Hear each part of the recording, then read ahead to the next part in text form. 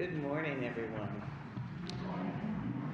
We are in for a treat today. It's going to be a very fun service, and I'm so glad you're here.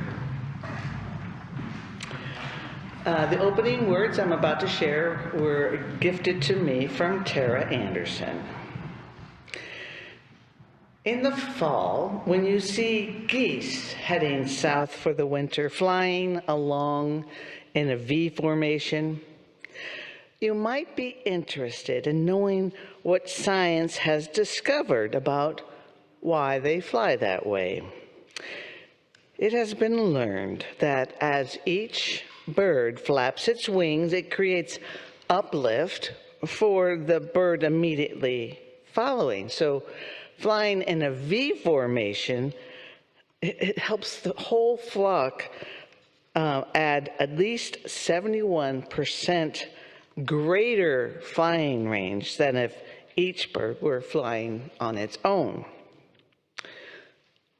Well, people who are part of a team and share a common direction get where they are going quicker and easier because they are traveling on the trust of one another and lift each other up along the way.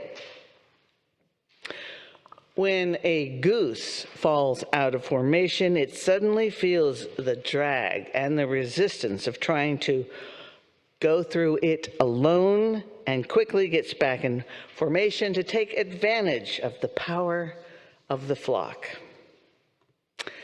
Well, if we have as much sense as a goose, we will stay in formation and share information with those who are heading the same way that we are going. When the lead goose gets tired, he rotates back in the V, and another goose takes over. It pays to share leadership and take turns doing hard jobs. In the meantime, the geese in the back honk from behind to encourage those up front to keep up their speed. Words of support and inspiration help energize any of us on the front line, helping us to keep pace in spite of the day-to-day pressures and fatigue. It is important that all honking be encouraging. Otherwise, it's, well, just honking. Finally, when a goose gets sick or is wounded by a gunshot and falls out, 2 geese fall out of formation and follow the injured one down to help and protect him. They stay with him until he is either able to fly or until he is dead. And then they launch out in another formation to catch up with their group. Similarly, when one of us is down, it's up to the others to stand by us in our times of trouble. If we have the sense of a goose, we will stand by each other when things get rough. We will stay in formation with those headed where we want to go. So, the next time you see a formation of geese, remember, it is a reward, a challenge, and privilege to be a contributing member to a team. We will now hear a very special prelude for this significant day, Stewardship Sunday.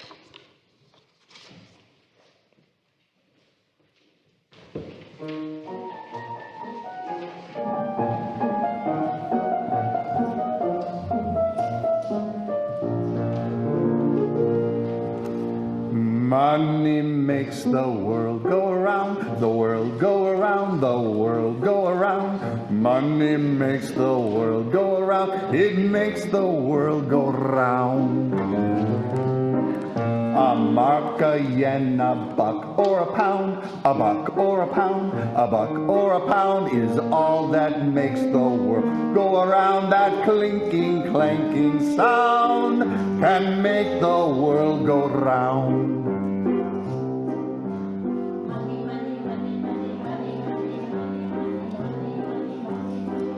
If you're living on a rock and you're looking for a way to be useful, you can send all your money to the Dems. If you're living on a rock in despair and the whole world is burning,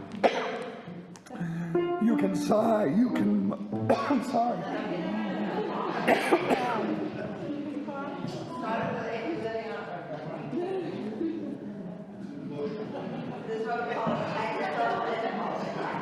Allergies. If you're living on a rock and the whole world is burning, you can sigh. You can mutter in contempt. If you're living on a rock and you find you are low, sad, and guilty, you can whine till the end of your day. But if you want to be the change that you long for, get involved with your wallet and help us find a way. Hey! Money makes the world go around, the world go around, the world go around. Money makes the world go around, of that we can be sure, on being poor.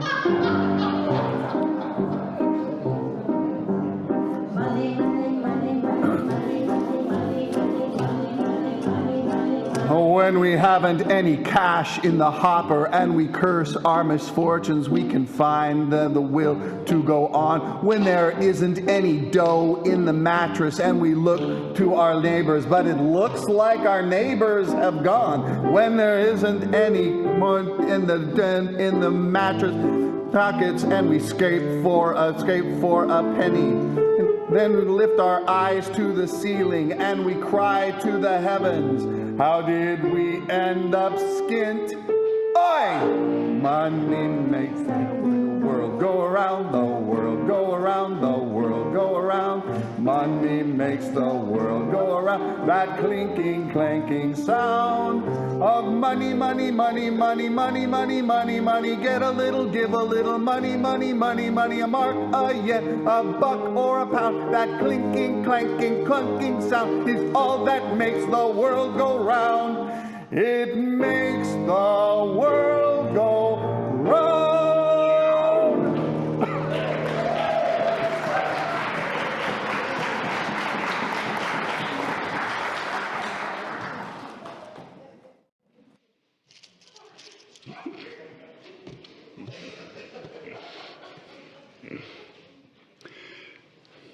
Thank you, Ken Merrill, and all the singers, and Eileen.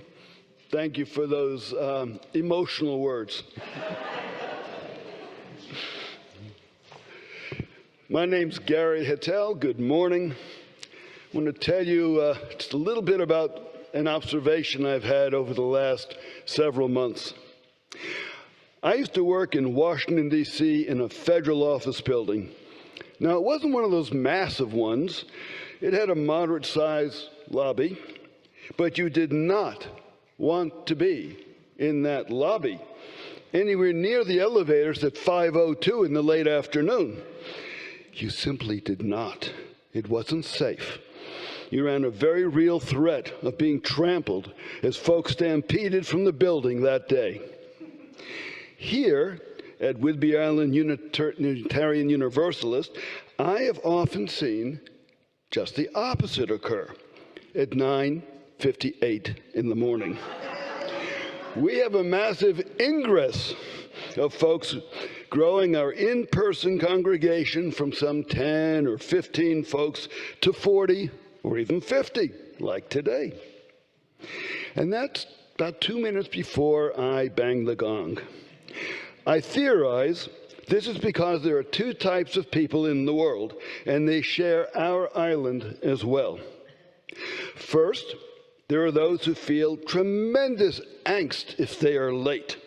And their definition of late is anything less than 15 minutes early. Then there is a second group. who surreptitiously pride themselves on being just on time, whether it's a service, a dinner party, or a plane to catch. It truly drives the first group nuts. And usually, those people who want to be on time, they get away with it, which makes it worse. It reinforces that behavior. That is, unless the typical would-be island driver decides that 45 miles an hour really means 35. And just past Freeland going north, 55 also means something considerably less. And in fact, they have the trip down to the minute. Then the race is on. The white-knuckled death grip on the steering wheel is in force, and the person in the car with them, be it their spouse, their friend, or partner, you know, the one from the first group, is left huffing and puffing or worse. Then they skid into the parking area and more or less jog to the front door, pasting a smile on their respective faces as though all is copacetic. It's a smile that doesn't quite reach their eyes. It's a smile like this. Hopefully, within a few minutes, they relax a wee bit, take a deep breath, and realize that they are truly among friends. They are welcome. They're in a sanctuary. And with any luck, this sanctuary will float over a bit of calm over the next hour, so that their return trip, north or south, will enable them to be their best selves and not mentally harangue the next driver in front of them on 525 because that driver has apparently run out of blinker fluid and when they make their next left without signaling. In fact, they might even maintain that mature composure when racing for the ferry to America, because, of course, again, there's only 1 per hour. So the pressing question is, how is that nurturing from this safe place to be achieved, at least for a little while, by imparting the feeling that they are welcomed, supported, and among folks in this community of shared values who truly want to help one another. In short, whomever you are, either from the group, early, or on time, you are most welcome here. Whether you are a founding member who attends every week, or here for the first time, you are accepted, respected, and embraced for who you are. And you will definitely find smiles that really do go all the way up to the eyes. Also, a special welcome to all who are Irish, as it is St. Patrick's Day, when we're all Irish. An Irish blessing. May the road rise up to meet you. May the wind be always at your back. May the sun shine warm upon your face, and rains fall soft upon your fields. I have a couple of announcements. One, please remember the important in-person workshop and conversation here on Saturday, March 23rd from 9 to 2. Lunch will be provided. Please RSVP immediately if you've not yet done so. They need to know a head count. The focus, as you probably know, is to share our priorities, what we're doing well, how we experience shared ministry, and our staffing needs. And there's a sign-up sheet in the back of the sanctuary as well. One more announcement. This being a third Sunday, the Lunch Bunch at 11:30 will be at China City today and in subsequent third Sundays. A fervent thank you to all who make this service possible. Guest speakers, the technical support folks, musicians, mentors, and of course you who attend both in person and on Zoom. Now it's my great pleasure to introduce Reverend Kate Lohr, who we've been so fortunate to welcome here before. Reverend Lohr has been leading the Quimper congregation for 5 years, and before that, for some 18 years at the UU congregation in Portland, Oregon. So, would you please rise as you are willing and able for the chalice lighting.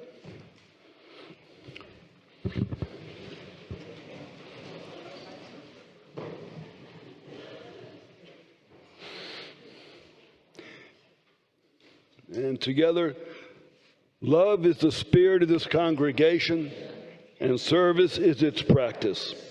This is our great covenant, to dwell together in peace, to seek truth in love, and to help one another.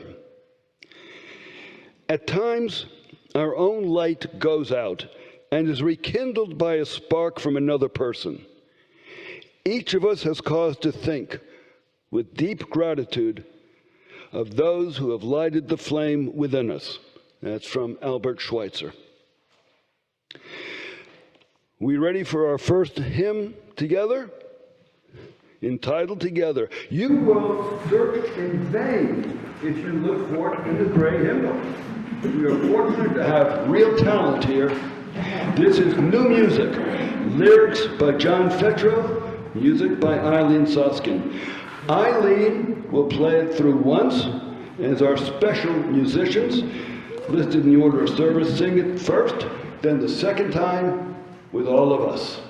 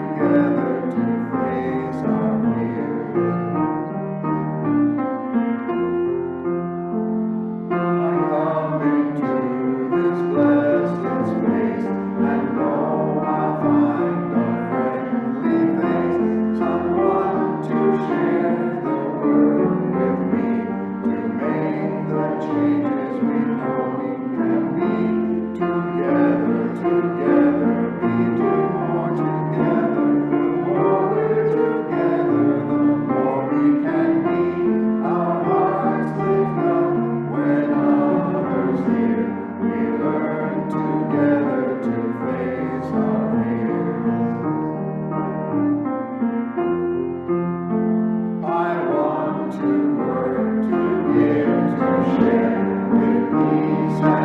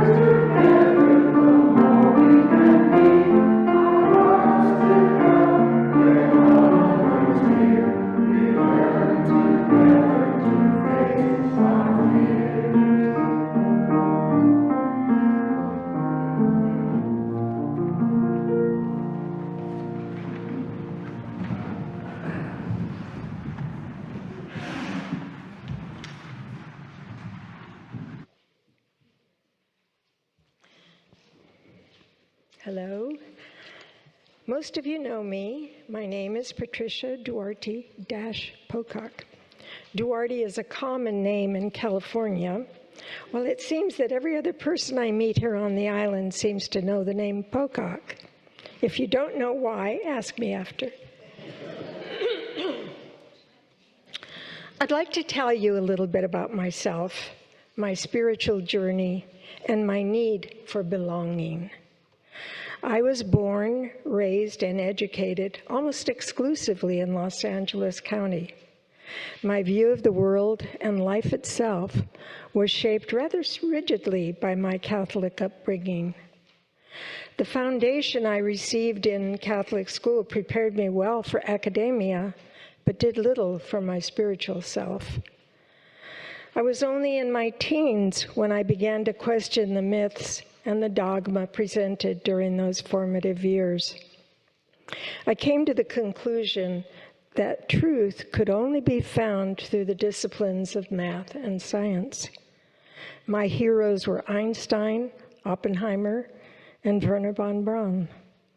I raised my children in a void of secularism, while my mother tried to indoctrinate them when I wasn't around.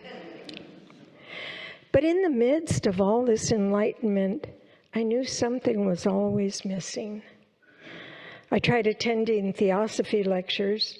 That introduced me to Buddhism, which was inviting, but I just didn't belong. I used to believe that enveloping myself in the world of nature would be enough spirituality. But I invariably ended up pondering the taxonomy of plants, tallying the number of bird species, and looking for critters hiding under rocks. It all became science, not wonder. I used to believe that, I'm repeating myself, excuse me, the presidential election of 2016 pushed me out of my state of inertia and into an overwhelming sense of dread. I needed very badly to belong. I needed to belong to a community I could trust, a community within which I could feel comfort, compassion, and security.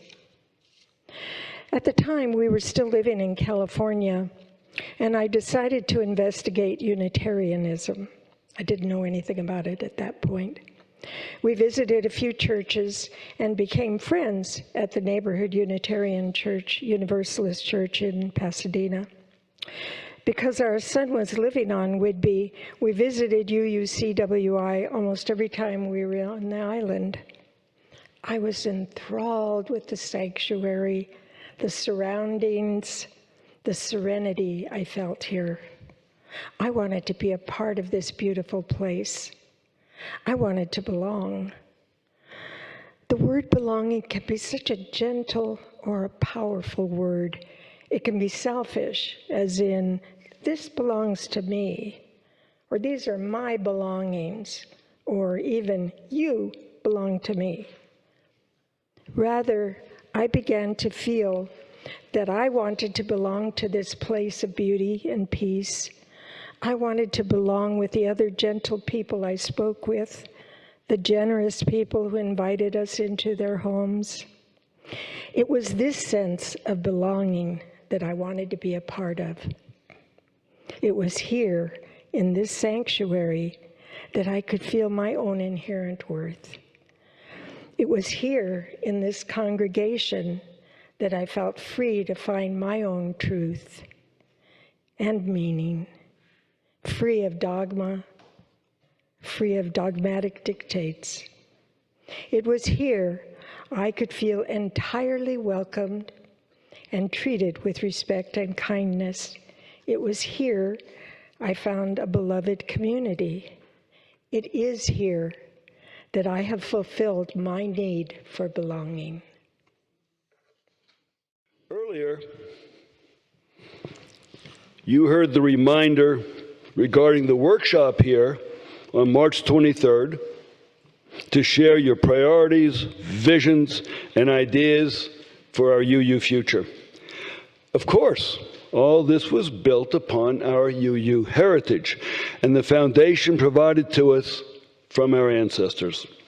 This might include the native people of this land and later the UU founding members who largely built this building with their own hands on this land. Certainly it includes the many active members here today who want to assure our future. So much has been passed on to us, and we must consider what of this chain we shall pass on to our descendants. What's going to be the legacy and our duty to them? There's a Native American Cree prophecy. Only after the last tree has been cut down, only after the last river has been poisoned, only after the last fish has been caught, only then will you find that money cannot be eaten.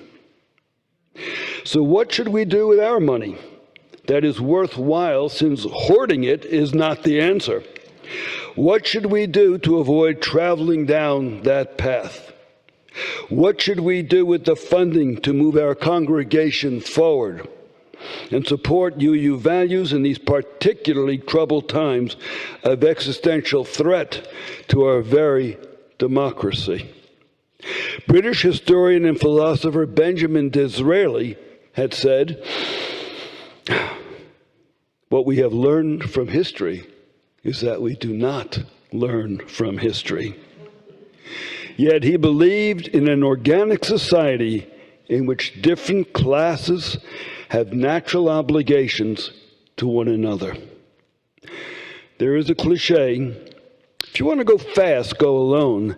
If you want to go far, go with others. So please reflect a bit on that and how our ever-evolving tapestry is woven as your collection this morning comes around. We're going to do a song written by Ed Robertson in 1990s. Ed is one of my favorite songwriters and a member of a Canadian rock band called Bare Naked Ladies.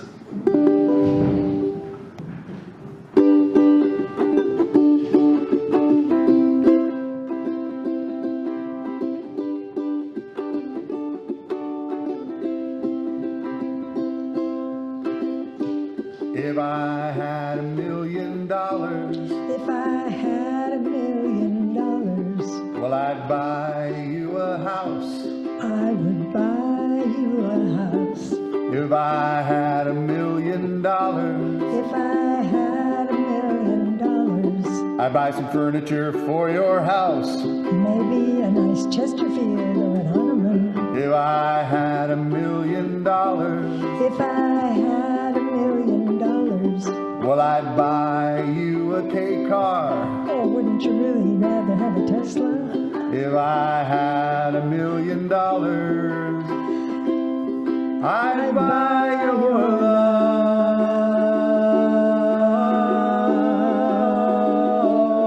love. If I had $1 million, We'd build a tree fort in our yard. If I had $1 million, You could help, it wouldn't be that hard. if I had $1 million. Maybe we could get one of those fancy coffee makers with the pods, and then you could just put your cup under there and voila, delicious hot coffee. But Ken, you know those things are incredibly wasteful and bad for the environment. I know, but we'd have $1 million. We'd just buy a new environment. Good point.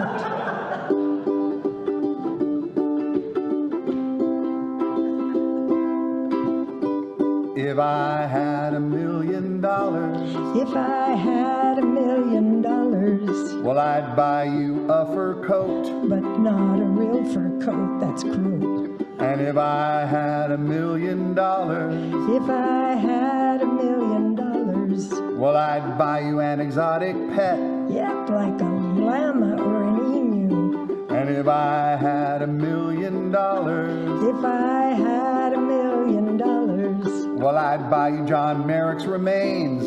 all them crazy elephant bones. And if I had $1 million, I'd I'd buy buy your your love.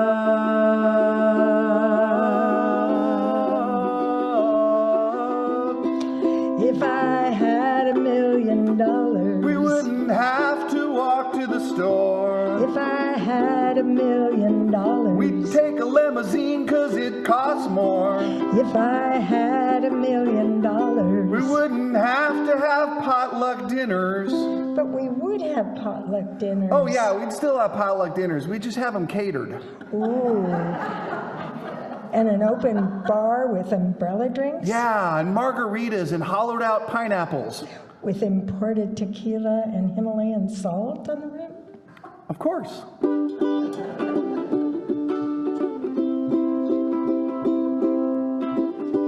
If I had $1 million, If I had $1 million, well, I'd buy you a green dress. but not a real green dress, that's cruel. And if I had $1 million, If I had $1 million, well, I'd buy you some art. a Goolsby or maybe a John Long.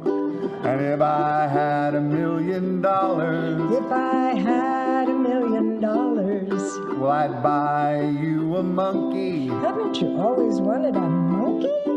And if I had $1 million, I'd buy your love.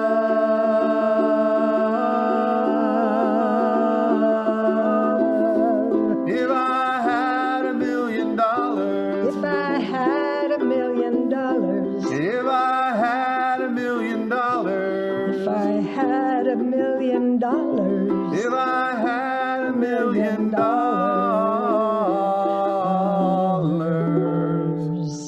I'd be rich.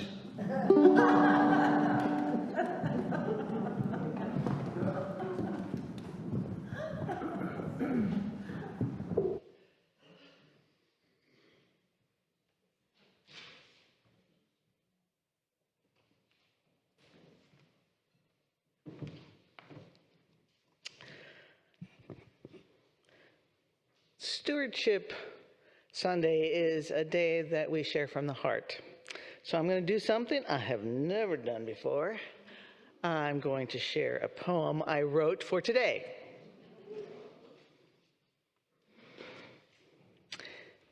In this tapestry of love we weave, each thread a pledge, each heart to believe that with every gift, both large and small, we can build a future for one and all.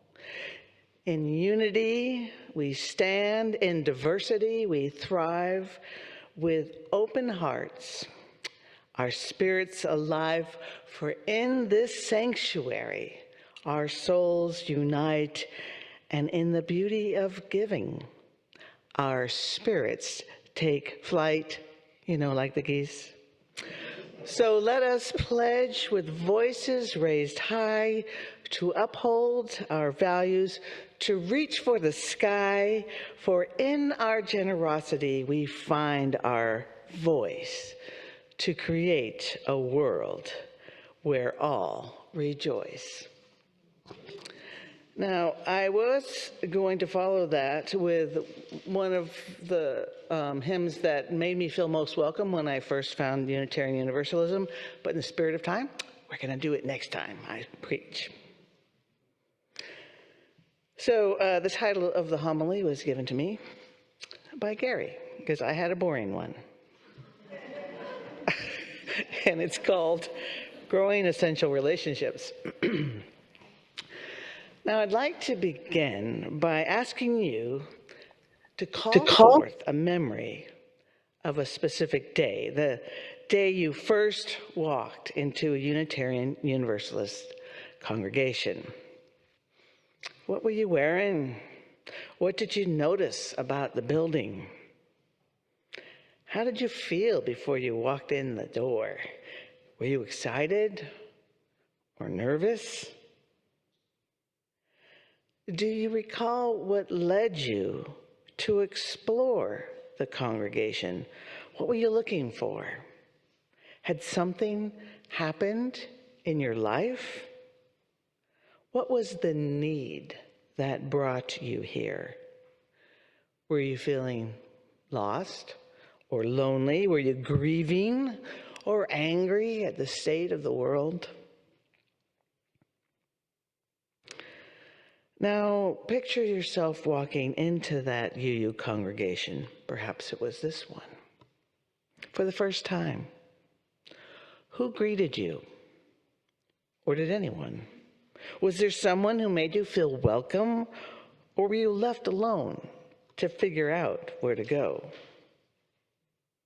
Remember, if you can, who you were with and where you sat in that first sanctuary. Did someone in front of you turn around and shake your hand or give you a smile?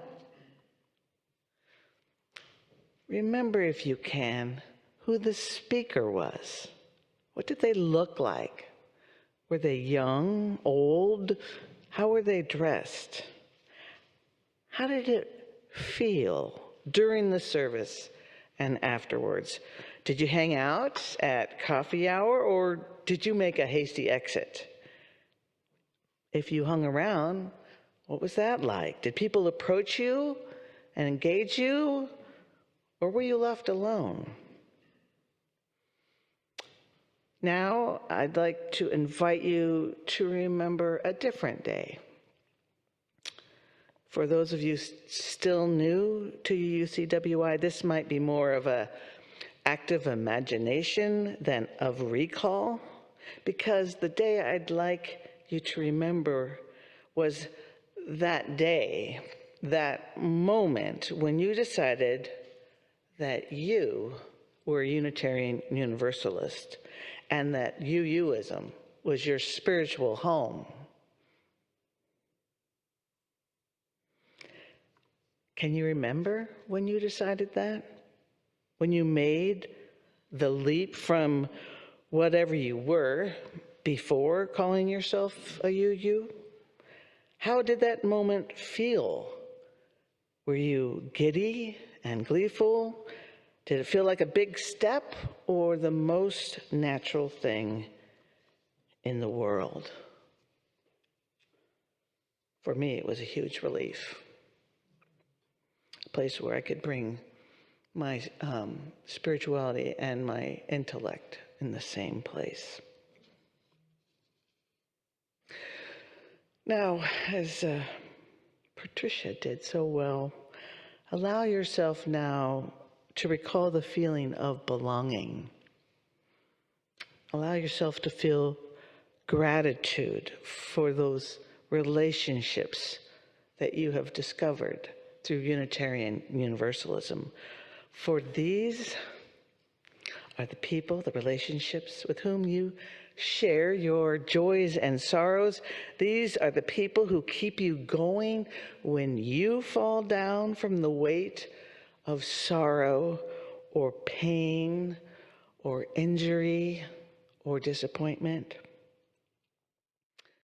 A congregation that supports one another, especially when we're facing life's biggest challenges. And so what I'd like to do now is that we take a moment to silently reflect on how each of us here have either helped or been helped by others here.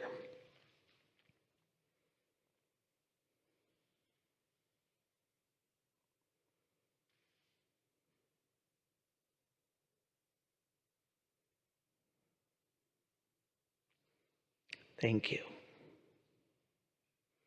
I'm curious, do you think that there were any similarities in the memories we just recalled? I think there likely were. Memories of feeling supported, memories of discovering the freedom to express our own questions and doubts, memories of being authentically welcomed for who we are, all of us, and feelings of finally having found your spiritual home, a home that many of us didn't even know existed. Now, I venture to say that some of us here, who, in our time of reflection, we're reflecting on being renewed or literally saved, not just once, but again and again and again by Unitarian Universalism. And that's because ours is a renewing faith that calls us to hope in the face of despair, that calls us to journey towards healing even in the face of grief, that calls us towards acts of resistance in the face of injustice, of which there are so many these days, and that calls us towards transformation of ourselves and our world, despite the chaos and entropy that tempts us to stay stuck where we are or to give up. Yes, ours is a renewing, life-saving faith, and I, for one, am deeply grateful for having found it. It changed my life, and I know it has changed yours too. But the point I want to make is this.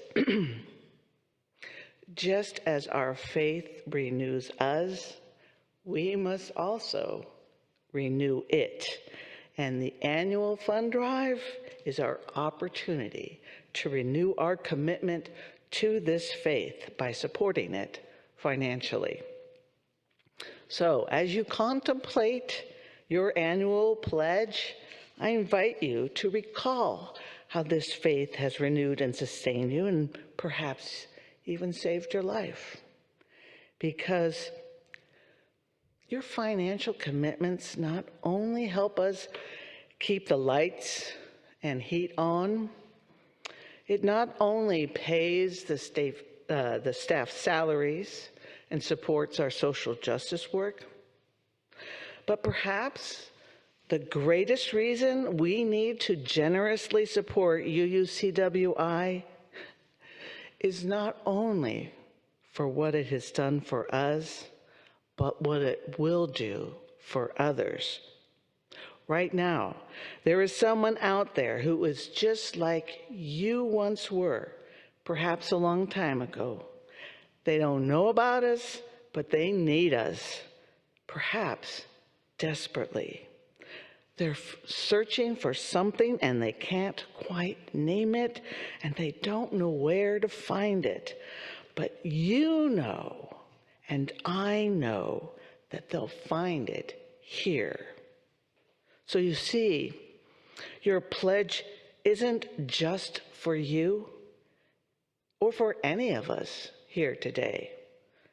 It's for them, for that person, and for all who feel lost and lonely and are in need of a community like this one, where we build essential life-saving relationships. Your pledge will ensure that we are here for them whenever it is that they eventually make their ways to our doors. As such, we are the guardian of the UU legacy of love, and we are the geese, each taking turns to ensure the welfare of our UU flock. So, when they arrive at our doorstep, they will feel warmly greeted and welcomed because you will recognize them. You will see yourself in their eyes, for they will then be who you once were, sojourners of the soul in need of exactly what this place has to offer. Your pledge will help us continue the journey. May it be so. Now, I'd like to now welcome you to rise in body or spirit for the singing of our closing hymn, 311, Let It Be a Dance.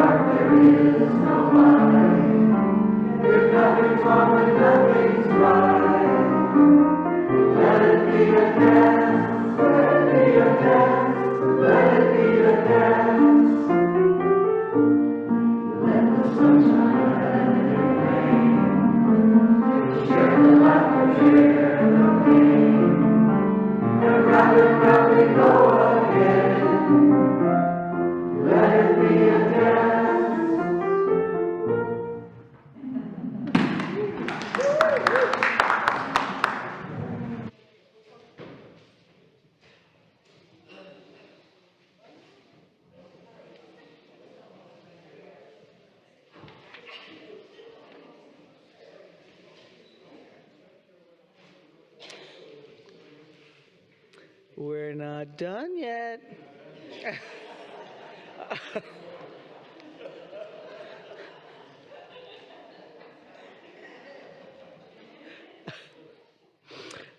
May we depart from the sacred gathering like geese in flight, supporting one another with strength, compassion, and generosity, as well as united in love and fellowship. Amen. It is now time for our postlude. Let us rise as we're able for a UU polka. Feel free to clap your hands. I just want to let you know that Gene Bird, our beloved cheerleader, inspired this song. He said it was sad that in the whole of the Living Tradition hymnal, there was not a single polka. So we had Eileen create a UU polka for us. So this is the UU polka. Making a difference while still having fun, dancing the UU polka, caring and sharing while happy are one, dancing the UU